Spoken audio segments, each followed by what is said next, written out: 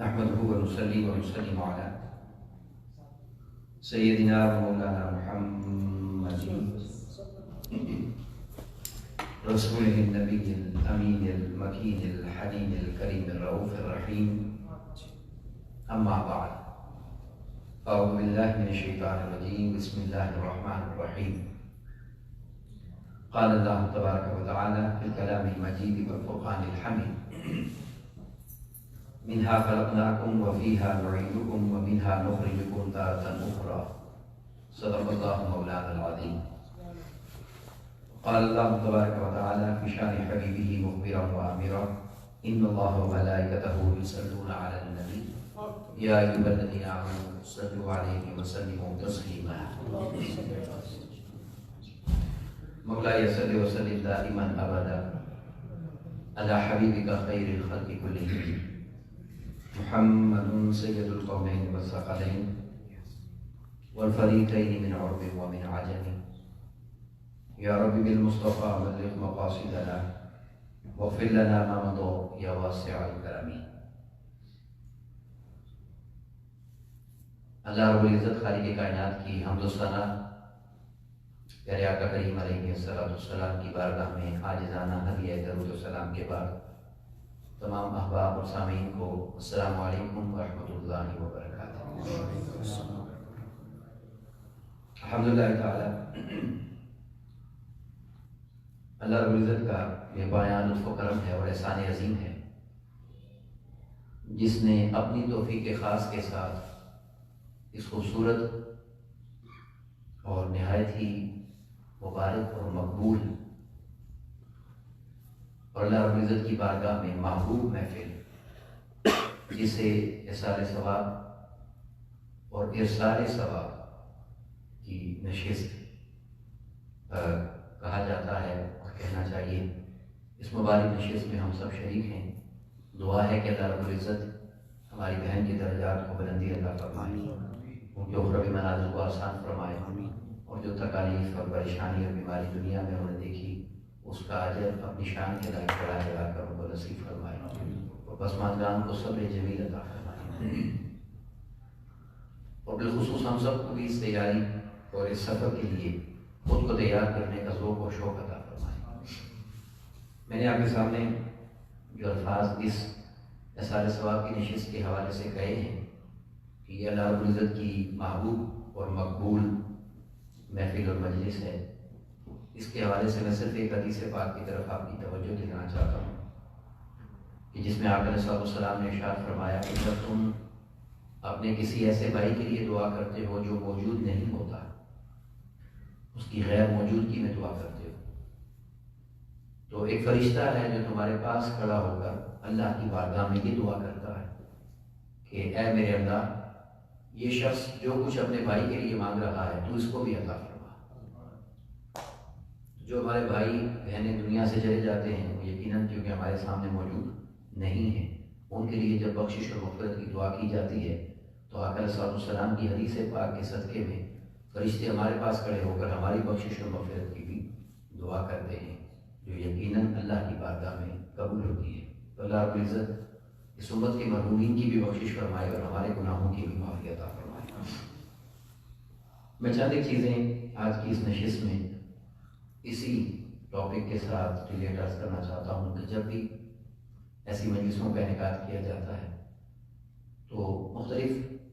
School of thoughts ہیں، مختلف سوچ ہیں، مختلف نظریات ہیں امت میں. کچھ لوگ اس مجلس کا، اس محفل کا اہتمام کرتے ہیں، کچھ اس کو جائز نہیں کہتے. میں اس حوالے سے چند ایک باتیں عرض کرنا چاہتا ہوں اس دعا کے ساتھ کہ اللہ رب العزت ہمیں حق بیان کرنے کی توفیق عطا فرمائے اور اس پر عمل کرنے کی بھی سعادت نصیب فرمائے. جو میں نے آیت کریمہ آپ کے سامنے تلاوت کی ہے یہ سورہ طٰہٰ کی آیت مبارکہ نمبر 55 ہے. اس میں رب کائنات نے ارشاد فرمایا کہ منہا خلقناکم، کہ زمین کی اسی مٹی سے ہم نے تمہیں پیدا کیا ہے، وفیہا نعیدکم، اور اسی میں تم کو لوٹا دیں گے، ومنہا نخرجکم تارۃ اخری، اور اسی سے ہم تمہیں دوبارہ پھر نکالیں گے جب میدان محشر میں سب کو جمع کیا جائے گا. تو اسی مٹی سے بنانا اور اسی مٹی کی طرف چلے جانا اور اسی مٹی سے نکال کر میدان محشر میں کھڑا کرنا، اور یہی وہ آیت کریمہ ہے کہ جب ہم اپنے مرحوم بھائیوں اور بہنوں کی قبر پر مٹی ڈالتے ہیں تو اس وقت اسی آیت کریمہ کا ورد کیا جاتا ہے اور یہی پڑھی جاتی ہے، کیونکہ یہ ایک حقیقت ہے جو ہمارے سامنے آتی ہے اس وقت۔ ہم جب بھی کسی مرحوم کی بات کرتے ہیں تو ہمارے سامنے ایک منظر وہ ہوتا ہے جو ہم نے اپنے ہاتھوں سے اس کو بنایا ہوتا ہے اور آنکھوں سے دیکھا ہوتا ہے، اور وہ قبر ہوتی ہے جس قبر میں ہم اس مردہ اور میت کو رکھ کر آ جاتے ہیں، جو طریقہ ہمیں شریعت اسلامیہ نے بتایا ہے۔ پھر آپ نے بہت سارے واقعات ایسے دیکھے ہوں گے اور ایسے واقعات بہت سارے آپ نے سنے ہوں گے کہ جتنا دل کا تعلق قریب ہوتا ہے یا جتنا انسان مرنے والے سے اپنا قلبی تعلق مضبوط ہوتا ہے تو روایات میں بھی ایسا ملتا ہے، 1400 سالہ تاریخ میں بزرگوں کے واقعات بھی ملتے ہیں، عام لوگوں کے بھی ملتے ہیں کہ جو دنیا سے چلے جاتے ہیں ان کو ان کے عزیز و اقارب ان کے آخری حال میں دیکھتے ہیں کہ وہ کس حال میں ہیں۔ اور آپ نے سنے ہوں گے یہ واقعات کہ میں نے اپنے مرے ہوئے باپ کو دیکھا، وہ اس طرح خوبصورت جگہ پر تھے، اس طرح کا لباس تھا، میں نے اپنی والدہ کو دیکھا، میں نے اپنی بہن کو دیکھا، میں نے اپنے دوست کو دیکھا، میں نے اپنے استاد کو دیکھا۔ وہ یہ سارے واقعات آئے روز ہمارے سامنے آتے رہتے ہیں۔ تو جو منظر یعنی خوبصورت بیان کیے جاتے ہیں یقیناً وہ اللہ رب العزت کی طرف سے ان کے لیے انعام ہوتا ہے۔ یہ جو آیت کریمہ ابھی آپ نے انسائیکلوپیڈیا میں آپ نے سنی ہے کلاس میں کہ جو عمل کر کے جاتے ہیں اس کی جزا آگے جا کر ملنی ہے، تو اللہ رب العزت اس کو اچھا اجر عطا کرتا ہے اور اس کو جنت کی بہاروں میں رکھتا ہے۔ تو جو بھی ہم وہ مقام یا جو بھی نظارہ دیکھتے ہیں وہ ہمیں جنت کی صورت میں مختلف انداز سے دکھایا جاتا ہے، کیونکہ جنت کوئی ایک چیز نہیں ہے یا ایک جگہ نہیں ہے کہ وہی دکھائی جائے، وہ اللہ رب العزت کی بنائی ہوئی عظیم نعمت ہے کہ جس کے بہت سارے ٹھکانے ہیں اور ہر انسان کو اس کے اپنے مقام کے مطابق وہ دیا جاتا ہے۔ پھر جب ہم قرآن مجید کو پڑھتے ہیں تو قرآن مجید نے 2 مقامات سورہ مطففین میں بیان فرمائے دنیا سے چلے جانے والوں کے لیے۔ اس میں سے ایک مقام کا ذکر قرآن مجید نے کیا کہ وہ علیین ہے، اور وہ جنت کا دیوان خانہ ہے جہاں پر نیک لوگوں کو لے جایا جائے گا۔ پھر ایک مقام کا ذکر آتا ہے جسے سجین کہا جاتا ہے کہ وہ جہنم کا دیوان خانہ ہے کہ جہاں پر گناہگاروں کو، کافروں کو، بدکاروں کو لے جایا جائے گا۔ اب یہ ساری چیزیں جب ہم قرآن مجید میں پڑھتے ہیں یا احادیث مبارکہ کے مطابق دیکھتے ہیں تو ایک منظر ہماری آنکھوں کے سامنے یہ ہے کہ ہم نے اس میت کو، اس مردہ کو، اس اپنے عزیز بھائی کو قبر میں رکھا ہے۔ پھر ایک منظر ہمیں دکھائی دیتا ہے کہ وہ ہمیں جنت میں دکھائی دیتا ہے کہ وہ اللہ رب العزت کی طرف سے انعامات اور مہربانیوں میں ہے۔ اور قرآن مجید بھی یہ مقامات بیان کر رہا ہے کہ ہم ان کو مقام سجین میں لے جاتے ہیں یا مقام علیین میں لے جاتے ہیں۔ تو سوال انسان کے ذہن میں آتا ہے کہ یہ اصل منظر کیا ہے اور یہ حقیقت کیا ہے اس کی، یا اس کو اگر ہم سمجھنا چاہیں کہ یہ مختلف مقامات کیسے بنتے ہیں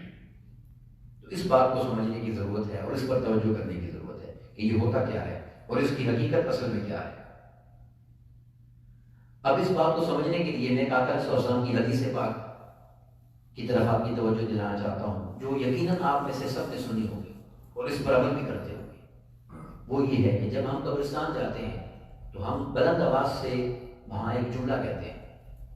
جو بلند آواز سے کہنا چاہیے، اگر ہم نہیں کہتے تو یقیناً ہمیں کہنا چاہیے، اور وہ یہ ہے کہ السلام علیکم یا اہل القبور، اے قبرستان والے ہمارے بھائیوں تمہیں سلام ہو، تم پر سلامتی ہو، ہم تمہیں سلام کر رہے ہیں۔ اب یہ حدیث پاک آپ نے بچپن سے سنی ہوگی اور اس میں آقا صلی اللہ علیہ وسلم نے ارشاد فرمایا کہ جب تم سلام کرتے ہو تو وہ تمہارے سلام کا جواب دیتے ہیں۔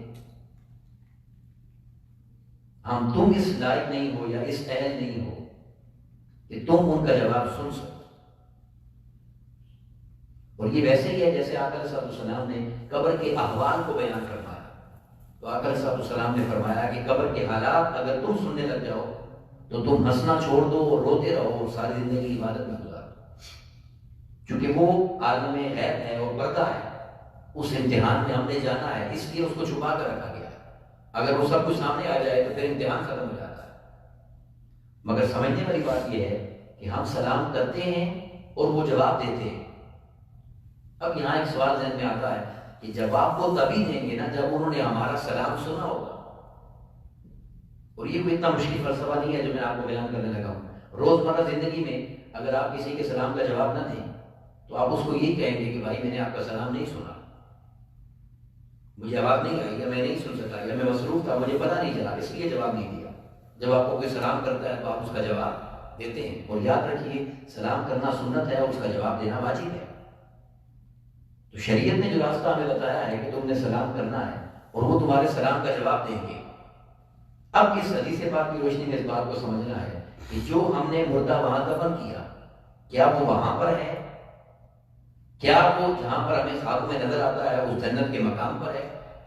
کیا وہ سجین میں چلا گیا ہے؟ کیا وہ علیین میں چلا گیا ہے؟ اس بات کو سمجھنے کے لیے یہ وہ ایک فلسفہ ہے کہ جس کو ہم سمجھیں تو ہم کس رائے راست پر آ سکتے ہیں اور اپنی آخرت کو سوچ کر اپنے آپ کو بہتر بنا سکتے ہیں. تو یاد رکھیں کہ جس مردہ کو، جس جسم کو ہم نے زمین میں دفن کیا ہے اور قبر میں چھوڑا ہے، وہ جسم تو وہی ہے اور وہ جسم بوسیدہ ہو جاتا ہے، وہ ہڈیاں گل سڑ جاتی ہیں. اور یہ سارا سائنس نے بتایا کہ کتنے وقت میں کون کون سا اس انسان کا وہ گل سڑ جاتا ہے، ختم ہو جاتا ہے. اور جنت کا وہ مقام جو خواب میں ہمیں نظر آتا ہے یا کسی بزرگ کو ہم نے دیکھا ہے یا کسی عزیز کو ہم نے دیکھا ہے، یہ وہ مقام ہے جہاں پر رب کائنات نے اس کو لے کر جانا ہے. اور سجین اور علیین وہ مقام ہے کہ جس کا فیصلہ قیامت کے دن اس کے اعمال کو سامنے لانے کے بعد جب ترازو میں تولا جائے گا تو اس کو داخل کر دیا جائے گا کہ یہ سجین میں چلے جاؤ یا علیین میں چلے جاؤ. لیکن جب وہ اس روح اس کی وہاں پر موجود ہے جنت میں جو نظارہ ہمیں دکھایا گیا ہے اور جسم اس کا یہاں موجود ہے، تو سمجھنے والی بات یہ ہے کہ وہ سوال کا جواب کیسے دیتا ہے. تو یہ ہے اصل چیز جس پر توجہ کرنی ہے کہ جیسے ہم ریموٹ کنٹرول ہمارے ہاتھ میں ہوتا ہے، ہم بٹن دباتے ہیں تو ٹی وی آن ہو جاتا ہے، کسی بھی ڈیوائس کو آن کرتے ہیں بٹن دبانے سے، پاور کا بٹن آپ دبائیں تو وہ آن ہو جاتی ہے. تو رب کائنات نے یہ روح اور جسم کا تعلق ایسا بنایا ہوا ہے کہ جب آپ اس مردے کو جا کے قبر پر سلام کرتے ہیں تو جس طرح بٹن دبانے سے وہ آن ہو جاتا ہے، وہ روح اور جسم کا تعلق رب کائنات ایسے جوڑ دیتا ہے کہ وہ سلام سنتا بھی ہے مردہ اور اس کا جواب بھی ہمیں دیتا ہے. یہ ہے رب کائنات کا وہ اصول. اور یاد رکھ لیں یہ سائنس جتنا ترقی کرتی چلی جائے گی یہ اسلام کی حقیقتوں کو واضح کرتی چلی جائے گی. تو جس طرح ہم اس بٹن کو دباتے ہی وہ ساری نشریات جو پیچھے سے چل رہی ہوتی ہیں ٹی وی چینل سے ہماری اسکرین پر آ جاتی ہیں، ایسے ہی سلام سنتے ہی وہ روح وہاں پر حاضر ہو کر جواب دیتی ہے. اور آقا صلی اللہ علیہ وسلم نے بھی یہی فرمایا، ما من مسلم یسلم علیہ، کوئی بھی مسلمان جب مجھے سلام کرتا ہے رد اللہ علیہ روحی حتی ارد علیہ السلام، میرا رب میری روح کو لوٹاتا ہے اور میں اس کے سلام کا جواب دیتا ہوں. اور یہ وہ روح لوٹائی جاتی ہے اس جسم میں کہ وہ سن کر جواب دیتی ہے. تو یہاں سے ہمیں اس بات کو سمجھنا چاہیے کہ رب کائنات نے اس فلسفے کو، یہ جو سلام کرتے ہیں، ایک ذہن میں ایک بات آنی چاہیے اور سمجھنی چاہیے کہ اگر سلام کے لیے رب کائنات اتنا نظام بنایا ہے اس نے اور ایک ایسا طریقہ بنایا ہے کہ جسم جو قبر میں ہے اس کے ساتھ روح کا کنیکشن جوڑا جاتا ہے اور وہ سلام سن کر جواب دیتا ہے، تو اگر آپ اس کے لیے اکٹھے ہوتے ہیں اور صرف سلام نہیں جو میرا اور آپ کا کلام ہے، جو میں اور آپ ایک دوسرے کو کرتے ہیں السلام علیکم، اگر ہم اکٹھے ہو کر وہ کلام پڑھیں جو رب کا کلام ہے جسے قرآن مجید کہا جاتا ہے، اور اس نیت اور ارادے سے پڑھتے ہیں کہ اس مرحوم کے لیے پڑھ رہے ہیں، اپنے اس مرے ہوئے بھائی کے لیے پڑھ رہے ہیں، اپنی اس مری ہوئی بہن کے لیے پڑھ رہے ہیں، تو جو رب کائنات ہمارے سلام کے لیے اس نظام کے لیے اتنا کچھ کرتا ہے، وہ اس ہمارے کلام کے پڑھنے کے لیے خدا جانے کیا کیا کچھ اس کے لیے کرتا ہوگا اور کیا کیا نعمتیں اور کیا کیا برکتیں اس کو نصیب ہوتی ہوں گی. اس کی تفصیل میں اگر آپ جائیں تو آپ کو ایسی روایات ملیں گی اور اتنی تفصیل ملے گی کہ جس کو بیان کرنے کے لیے انسان کو بہت وقت چاہیے. جیسے آقا صلی اللہ علیہ وسلم نے فرمایا کہ اگر تم جمعے کے دن اپنے والدین کی قبر پر جاتے ہو، دونوں میں سے کسی ایک کی قبر پر، اور سورہ یاسین پڑھتے ہو، تو سورہ یاسین کی ہر حرف کے بدلے میں اللہ تمہاری بخشش فرماتا ہے. جو جن کے لیے پڑھ رہے ہیں آپ دیکھیں اللہ ان کو کتنا اجر عطا کرتا ہوگا. پھر روایت میں آقا صلی اللہ علیہ وسلم نے فرمایا کہ جب تم قبرستان سے گزرو تو 11 مرتبہ سورہ اخلاص پڑھو اور پڑھ کر قبر والوں کے لیے دعا کر دو بخشش کی، تو تمہارا 11 بار سورہ اخلاص پڑھنا ان کی بخشش کے لیے کافی ہو جائے. یہ میں نے صرف 2 حدیث آپ کو دی. پھر وہ جو جنت کا مقام آپ کو دکھایا جاتا ہے نا اور جس میں اس روح کو گھمایا جاتا ہے، اس کے لیے بھی آقا صلی اللہ علیہ وسلم نے فرمایا کہ جب ہم دنیا میں موجود ہوتے ہیں تو اللہ کا پورا کلام تو بہت بڑا ہے، 30 پارے، صرف اس کی ایک آیت کریمہ ہے جس کو آیت الکرسی کہا جاتا ہے، جو قرآن کی آیتوں کی سردار آیت ہے. فرمایا جتنی دیر میں دنیا میں تم آیت الکرسی پڑھتے رہتے ہو تمہاری روح کو اتنی دیر ہی جنت میں سیر کرائی جاتی ہے۔ تو ساری زندگی میں جتنا اس نے آیت الکرسی پڑھی ہوگی، اللہ رب العزت اس کی روح کو جنت میں اتنا ہی قیام عطا کرے گا اور جنت کی اتنی ہی نعمتیں اس کے لیے رکھے گا۔ اب یہاں پر ایک بات وہ سمجھنے والی ہے جس پر میں اپنی بات کو مکمل کرنے کے لیے دو چیزیں مختصر عرض کر دیتا ہوں۔ ہم جب قبرستان میں مردے کو دفن کرتے ہیں تو اس کے بعد وہاں پر رک کر اس کے لیے پڑھنا اور کچھ وقت قبر پر گزارنا، یہ آقا علیہ الصلوۃ والسلام کا معمول مبارک میں تھا اور آقا علیہ الصلوۃ والسلام کا حکم مبارک میں تھا، اور اس عمل کو مردے کو تلقین کرنا کہا جاتا ہے کہ آپ مردے کو تلقین کریں۔ اب تلقین کیا کرنی ہے آپ نے؟ اس کو جو سوالات اس سے قبر میں پوچھے جانے ہیں، حدیث پاک اگر آپ دیکھیں تو اس میں الفاظ ہیں، اس کو یاد کراؤ کہ تم اللہ کی عبادت کرتے تھے، تمہارا اللہ پر ایمان تھا، وہ اللہ جس نے تمہیں پیدا کیا، وہ اللہ جو تمہیں موت کی طرف لے گیا۔ یہ سارے الفاظ حدیث میں آپ کو ملیں گے۔ اپنے نبی کا نام یاد کراؤ جس کا اس نے کلمہ پڑھا، جس نے اسے دین دیا۔ اسلام کی بات کرو جس اسلام پر وہ ساری زندگی گزار کر گیا ہے، کیونکہ یہی تین چیزیں پوچھی جاتی ہیں، اللہ رب العزت کا سوال، ذات کا، دین کا، اور آقا صلی اللہ علیہ وسلم کی معرفت کا سوال۔ تو یہ اس کو یاد کروانا، یہ آقا صلی اللہ علیہ وسلم کی سنت اور تلقین اس کو کہا جاتا ہے۔ تو فقہاء نے اور اللہ والوں نے اس طریق کو جمع کیا اور کہا، اب دیکھیں ایسا وقت ہے کہ ہم تھوڑی دیر بھی قبر پر رکتے نہیں ہیں، واپس آ جاتے ہیں۔ تو فقہاء نے اور اللہ والوں نے ہمیں آسان راستہ بتایا کہ اگر تم زیادہ دیر بیٹھ کر اگر آپ روایت پڑھیں گے تو یہاں تک ملے گی کہ جتنی دیر اونٹ کو ذبح کر کے اس کا گوشت تقسیم کرنے میں لگتا ہے، اتنی دیر قبر پر بیٹھ کر پڑھا۔ اب اتنا وقت کس کے پاس ہے؟ تو فقہاء نے اس کا ایک آسان سا راستہ نکالا، اور وہ یہ کہ قبر پر اذان دے کر واپس آیا کرو، کیونکہ اذان میں تمہاری شہادت، اسلام کی بات، اللہ کا نام اور اس کے محبوب محمد مصطفیٰ صلی اللہ علیہ وسلم کے نام آ جاتے ہیں، اور یہ سارے نام اگر وہ سنے گا تو اس کو جواب دینے میں آسانی ہوگی۔ اب اس پر کوئی بحث نہیں ہے، کوئی جھگڑا نہیں ہے۔ جو یہ چاہتا ہے کہ میں اپنے بھائی کی، ماں کی، باپ کی، دوست کی، رشتہ دار کی، عزیز کی، چچا کی، استاد کی، مرشد کی، دوست کی مدد کروں اور اس کی ہیلپ کروں کہ وہ آسانی سے جواب دے دے، وہ یہ کام کرتا رہے۔ اور جس کا دل نہیں کرتا کہ میں اس کو مشکل سے نکالوں یا اس کے لیے کوئی مدد کا راستہ نکالوں یا اس کو کوئی ہیلپ کروں، تو وہ یہ کام نہ کرے۔ اگر وہ ہمارا سلام سنتا ہے تو یقیناً وہ اللہ کا کلام اور اذان زیادہ سنے گا۔ اور یاد رکھ لیں، یہ جو اذان کی بات ہے، اس اذان کو صرف نماز کے لیے کہنا ضروری نہیں ہے۔ ہم چونکہ دین کو صحیح طرح سمجھتے نہیں ہیں، پڑھتے نہیں ہیں، نالج نہیں ہوتا ہمارے پاس، اس لیے ہم بات کر دیتے ہیں۔ بہت سارے امور ایسے ہیں جن امور میں اذان دینے کا حکم دیا گیا، اور آقا علیہ الصلوۃ والسلام کی سنت سے اور آقا علیہ الصلوۃ والسلام کے حکم سے اور صحابہ کرام کی زندگیوں سے ثابت ہے۔ میں آپ کو چھوٹی سی مثال دے دیتا ہوں۔ بچہ پیدا ہوتا ہے تو کان میں اذان دیتے ہیں، اس وقت کون سی نماز پڑھنی؟ تو جب اس کو دنیا میں آتے ہوئے آپ اذان دے رہے ہیں تو جاتے ہوئے اذان دینے میں کیا مسئلہ ہے؟ آپ میری بات سمجھیں گے؟ اس طرح خوف کے وقت اذان دینا، کوئی اگر پاگل ہے، مجنون ہے، اس پر دم کرنے کے لیے اذان کہنا، کوئی غصے میں ہے اس پر اذان کہنا، کوئی خوف لاحق ہے تو اس وقت اذان کہنا، جنگ ہو رہی ہے، جنگ کے لیے جا رہے ہیں اس وقت اذان کہنا، یہ سارے وہ امور ہیں جو شریعت میں آقا علیہ الصلوۃ والسلام اور صحابہ کی سنت سے ثابت ہے کہ وہ ان امور پر اذان کہا کرتے تھے۔ خوشی کوئی ملی ہے تو اس وقت اذان کہنا، کوئی دکھ اور غم آ گیا ہے تو اپنے غم کو دور کرنے کے لیے کسی کو کہنا کہ ہمارے سامنے اذان پڑھے، یہ سارے امور شریعت سے جائز ہیں۔ اور ایک آخری بات جو میں آپ کے سامنے رکھنا چاہتا ہوں، اس کو خدا کے لیے ضرور یاد رکھیں، یہ دین وہ دین ہے، اور اسلام اللہ نے ہمیں ایک ایسا دین دیا ہے کہ جس نے ہمیں ایک راستہ بتایا، ایک اصول بنایا ہے، اس اصول سے ہمیں نہیں ہٹنا چاہیے، اور یہ اصول اللہ کا بنایا ہوا ہے، اور وہ اصول یہ ہے کہ اللہ ہمیشہ اس کام کا ذکر کرتا ہے جس کام سے اس نے روکنا ہوتا ہے۔ یہ شریعت کا مزاج نہیں ہے، یہ قرآن کا مزاج نہیں ہے کہ جو کام کرنا ہو اس کی فہرست دی جائے، جو کام نہیں کرنا ہوتا اس کی فہرست دی جاتی ہے۔ جیسے میں آپ کو مثال دے دیتا ہوں، شریعت نے ہمیں کہا کہ تم نے شراب نہیں پینی،